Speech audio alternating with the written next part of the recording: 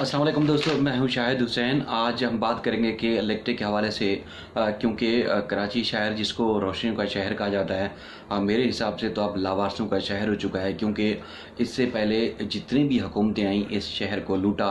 जमात इस्लामी के दौर में जब उनके मेयर थे कुछ हालात बेहतर रहे, जो इंतज़ामी अमूर थे बेहतर रहे। आज भी अगर कि इलेक्ट्रिक के ख़िलाफ़ अगर कोई एहतजाज कर रहा है, जो अपने एक मुनज़्ज़म तरीके से अगर कोई मुहिम चला रहा है, तो वो जमात इस्लामी है। इसके अलावा कोई जमात हमें एक्टिव नज़र नहीं आती कि वो के इलेक्ट्रिक के जुल्म सितम के ख़िलाफ़ खड़ी हो और उनके ख़िलाफ़ जो है वो भरपूर मुजाहरा कर रही हो, आवाम की आवाज़ जो है साहब इक़्तिदार तक पहुँचाने की कोशिश कर रही हो। सिर्फ़ और सिर्फ जमात इस्लामी कर रही है। इस वक्त भी कराची का कोई ऐसा इलाका नहीं जहाँ पर लोड शेडिंग ना हुई हो। एक तो ये एक दौरानिया जैसे 2 से 2.5 घंटे था, अगर होता है तो वहाँ अब बढ़ा दिया गया है। मैसेजेस भी आते हैं सारिफिन को, जैसे 1 घंटे की लोड शेडिंग होगी, लेकिन उसके बाद फिर 1 से 1.5 घंटा मज़ीद जो है वो लोड शेडिंग कर ली जाती है और कोई पूछने वाला नहीं है। और लोड शेडिंग की वजह से ज़ाहिर है गर्मी शदीद है कराची में। आपको पता है तो कोरोना की वबा फैल चुकी है और उसके बाद फिर शहरी ज़ाहिर है बिलबिला उठते हैं, काम कारोबार है नहीं, और उसके बाद फिर मजबूरन शहरियों को सड़कों पर निकलना पड़ता है। और आज भी बेशतर मकामात पर एहतजाज हुए और ज़ाहिर है लोगों को काम काज करने भी जाना पड़ता है। लेकिन मुख्तलिफ मकामात पर जब एहतजाज होते हैं तो फिर ट्रैफिक की रवानी भी मुतासर होती है। लेकिन जो एहतजाज कर रहे हैं उनका एहतजाज भी बिल्कुल हक बनता है, इसलिए पुलिस और कोई फोर्सेस उनके खिलाफ कोई कार्रवाई भी नहीं करती। और जब मैं आज भी 3 के करीब वापस आ रहा था अपने घर की तरफ, तो देखा कि दोनों तरफ जो है वो सड़क बंद थी। ख़वातीन और बच्चे मर्द एहतजाज कर रहे थे मुसलसल, और एहतजाज की वजह से लंबी लंबी कतारें लगी, ट्रैफिक जाम था, 3 से 3.5 घंटे ट्रैफिक जाम रहा।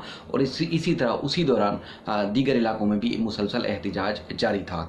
होता कुछ यूँ है कि इलेक्ट्रिक ने एक तो गैर कानूनी तौर पर ओवर बिलिंग कर रही है, लोड शेडिंग कर रही है, और उसके बाद कोई पूछने वाला नहीं है। आप देखते हैं कि नेपरा की जानिब से प्रेस रिलीज आ जाती है और उसके बाद खबरों में फ्लैश तो हो जाता है कि हाँ के इलेक्ट्रिक के ख़िलाफ़ कार्रवाई हो रही है, लेकिन इस माफिया के ख़िलाफ़ कोई कार्रवाई होती हुई नज़र नहीं आती। आप देखते हैं कोई बरसात हो या कोई इस तरह की चीज़ हो तो उसमें दर्जनों लोग के इलेक्ट्रिक की जो बदइंतज़ामी है उनकी वजह से करंट लगने से दर्जनों शहरी मौत के मुंह में चले जाते हैं। लेकिन आज तक उन जो लोग मरे थे 40 से करीब ज़्यादा, उनका आज तक नहीं पता चल सका कि उनका जो था मौत थी उसकी वजह क्या बनी, और उसके बाद उनको मुआवजा दिया गया, उनके अहले खाना को उसका सद्देबाब क्या किया गया, इसका किसी को कुछ नहीं पता चला।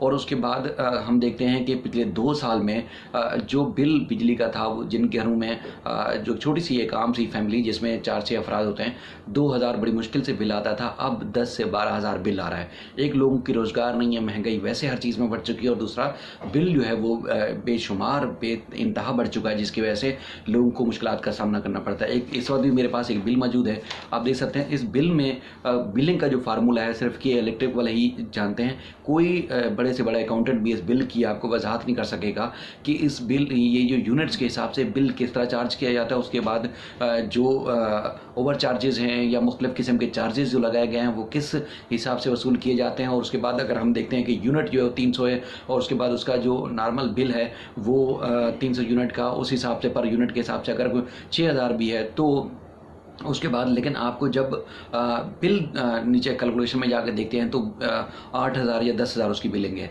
तो वो किस हिसाब से कोई नहीं बताता। अगर के इलेक्ट्रिक की अपनी गफलत की वजह से जो है वो शहरियों का ज़्यादा बिल भी आ जाता है, यूनिट बहुत कम इस्तेमाल हुए होते हैं, जाकर दरख्वास्तें भी देते हैं, धक्के खाते हैं लोग, लेकिन उसके बाद क्या कहा जाता है कि ये बिल तो आपको भरना पड़ेगा, भले आप इंस्टॉलमेंट करवा लें। आपको अदालतों के चक्कर भी काटेंगे, आप कहीं भी ख्वार होंगे, लेकिन आपको कहीं से भी दादरसी नहीं होगी, और हर तरह से आपको वो किस्तों की सूरत में हो, किसी भी तरह हो, आपने वो बिल भरना है।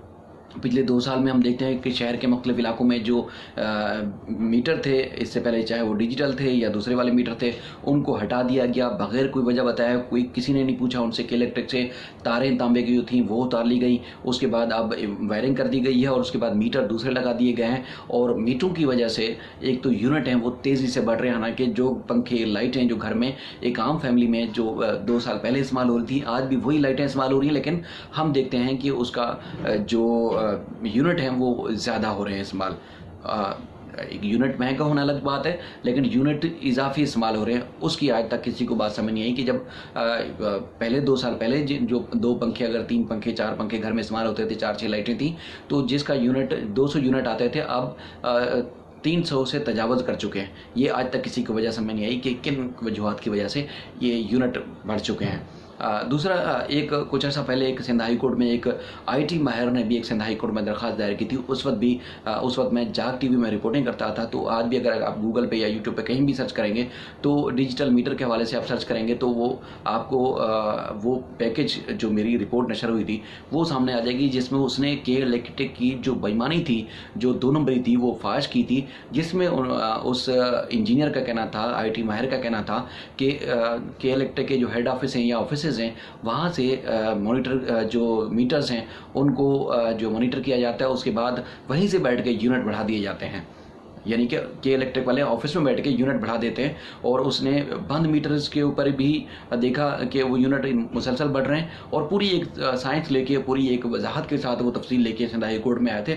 और उसके बाद सिंध हाई कोर्ट ने जब नोटिस जारी किया, तो उसके बाद हम देखते हैं, क्योंकि बहुत बड़ा माफिया है, बहुत बड़े उन्होंने वकील भी हायर किए हुए हैं, अरबों रुपये लोगों से लूटते हैं, लाख रुपये उन अरबों को बचाने के लिए वकला पर खर्च करते हैं। उसके बाद अवाम आज भी रुल रही होती है, कोई नहीं पूछता, तो वो आज तक केस पेंडिंग है, उसका कोई फैसला नहीं हो सका है। लेकिन वो बंदा जो वजाहत लाया था, पूरी जो तफसील लाया था, वो इंतहाई हैरान कुन थी। ना तो उस मामले में कोई नेपरा या इसके अलावा कोई भी बड़ा तहकीकाती इदारा जो है वो कार्रवाई नहीं कर सका है। उसका ये कहना था कि ऐसे मीटर्स जो है वो पहाड़ों पे, ऐसी जगहों पे लगाए जाते हैं जहाँ पर जैसे मीटर रीडिंग की कोई एक्सेस ना हो, तो ऑफिस से बैठ के उनको मॉनिटर किया जाता है, और उसके बाद उसकी में एवरेज बिलिंग के लिए वो इस्तेमाल किए जाते हैं, जहाँ पर आम रूटीन में या आम औकात में जो बिजली का जो अमला है, इलेक्ट्रिक का जो अमला है, वो जा नहीं सकता है। लेकिन शहर में वो मीटर लगा दिए गए हैं कराची में, और उसके बाद ऑफिसेज में बैठ के यूनिट बढ़ा दिए जाते हैं, और उसके बाद शहरियों से अरबों रुपए वसूल किए जाते हैं। उसने बड़े जो है अदाद शुमार संगीन नोयत के बताए थे, जो एक आंखें खोल देने के लिए काफ़ी थे। अब जिन इदारों ने काम करना है वो इदारे के इलेक्ट्रिक के साथ मिल जाता है, जिन इदारों ने के इलेक्ट्रिक के खिलाफ कार्रवाई करनी है वो इदारे उनके साथ मिले होते हैं। हुकूमत चाहे वफाकी हो, सूबाई हो, या उसके बाद किसी अदालत से भी आप रजू करेंगे तो आपको इंसाफ वैसे भी अमूमी तौर पर बहुत कम ही मिलता है। के इलेक्ट्रिक के खिलाफ तो कभी आपको इंसाफ मिलेगा ही नहीं, चाहे वो कत्ल भी हो, उसके बाद भी हम देखते हैं कलन लगने से तो पुलिस इस माफिया के खिलाफ FIR नहीं दर्ज करती। अगर किसी दबाव की वजह से, किसी फोरम पर ज़्यादा आवाज़ बुलंद करने की वजह से कि इनके जो इंतजामिया है के इलेक्ट्रिक के, उनके खिलाफ अगर मुकदमा दर्ज भी हो जाता है तो अदालतें उनके खिलाफ मज़ीद कार्रवाई नहीं करती। अब एक बहुत बड़ी चैन है। अगर तमाम इदारे मुतहद हों और इदारे चाहें कि इस माफिया के खिलाफ जो है वो भरपूर कार्रवाई करनी है और अपनी आवाम को इंसाफ देना है, तो शायद ही कुछ हो सके। इसके अलावा कोई जो है करने वाला नहीं है कि इनको लगाम दे सके या आवाम को लूट सके। अब मैं कुछ अदाद शुमार बताता हूँ कि 2018 में के इलेक्ट्रिक ने जो शहर से मुनाफा टैक्स लेने के बाद जो मुनाफा कमाया वो 12.3 था, और 12.3 अरब रुपए था 2018 में टैक्स वेस अदा करने के बाद।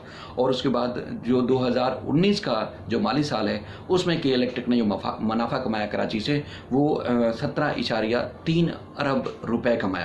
तो आप देखें कि वो अवाम मर रही है, भूखी मर रही है, उसके बाद उनको लूटा जा रहा है, और उसके बाद आप देखिए कि इनका जो मुनाफा है मुसलसल वो बढ़ रहा है, और उसके बाद कोई पूछने वाला नहीं है। और अगर कोई इन्वेस्टमेंट करनी है या के इलेक्ट्रिक की जो उनके जो नेपरा के साथ के इलेक्ट्रिक के जो मुआहदे हैं उस हिसाब से देखा जाए तो सालाना इनको यूनिट बढ़ाने की, बिजली की जो सप्लाई वो बढ़ाने के लिए इकदाम करने चाहिए, और उसके बाद लोड शेडिंग तो ना होने के बराबर होनी चाहिए। लेकिन उसके बावजूद भी हम देखते हैं कि गर्मियों के सीज़न आते ही गैस की सुई गैस का बहाना बनाकर, या उसके बाद हम देखते हैं कि फर्नेस ऑयल का बहाना बनाकर उसके बाद बेशुमार पूरे शहर में लोड शेडिंग कर दी जाती है।